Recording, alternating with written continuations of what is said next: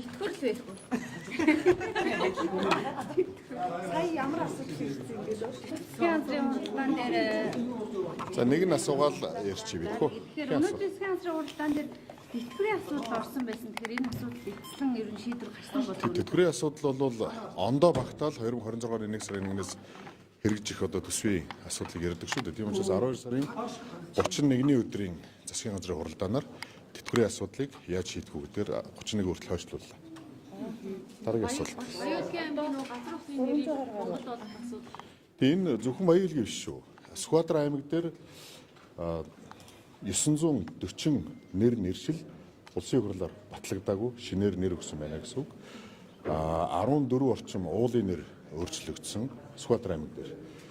47 орчим газар усны нэр одоо Монгол хэл бичгийн дөрмийн бус одоо алдаатай тэмдэглэгдээд явж байгаа юм байна.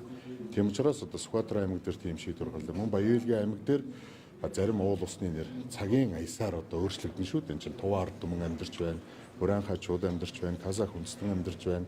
Тийм учраас цагийн аясаар анх оноос нэр өөрчлөгдөд явж байгааг журамд оруулж байна л гэсэн үг. Тинчээ түүнээс биш одоо өөр сая хэвлэлүүд дээр бас янз бүрийн бичигдэж байгаа шиг ийм зүйл огт байхгүй. Ер нь Монгол улс маань бүх Монгол улсын хэмжээнд газар ус уул одоо зарим голын нэрийн төр өөрчлөгдөж явах юм байл. Энийг л зохицуулж байгаа л нэг асуудал. Энийг нөгөө нэг үндэсний асуудал талаас нь бас ойлгоод байх шүү. Тийм зүйл ерөөсөө огт байхгүй. Монгол Улсын засгийн газар их хурл ажиллаа хийж байна л гэсэн үг. Тэгээд казак хэлээр одоо нэршлүүд байна. Гэхдээ яг тэгэл цагийн аясаар нөгөө дуудлага аялга нь өөрчлөгдөд явчихгүй юу? Зарим нэг үсэг нь урд хойноо орчихсон.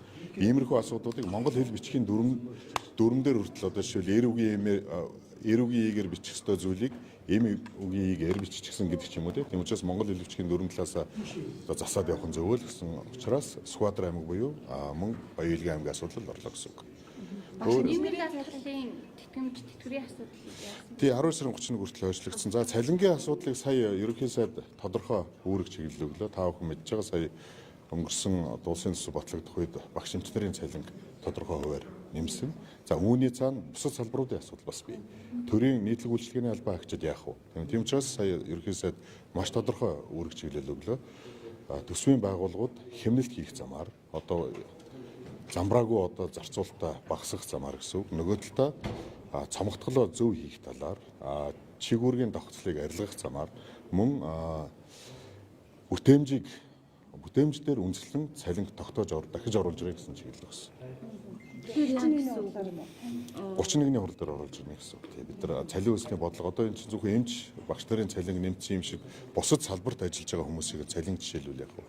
Цалин гэдэг бол маш эдрээтэй зүйл байдаг шүү дээ. Энэ чинь төсвийн байгууллагуудын цалин нэмэгдээд хад нөгөө талдаа хувийн эрхлүүд өндөрч эхэлдэг. Хувийн эрхлүүд маань дагаад цалингаа нэмэх хэрэгтэй болдог.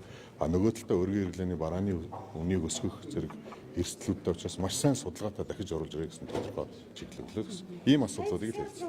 Дицэдийн асуудал яригдсан байна. Дицэдийн асуудал яригдаагүй. Дицэд хэвээрээ байна. Хуулийнхаа дагуу хуулиа дагаж ажиллана. Гүг тийм байхгүй. Бүх дэд сайдууд томилогдсон дэд сайдууд ажиллая гэдээ явна гэсэн үг. За баярлалаа.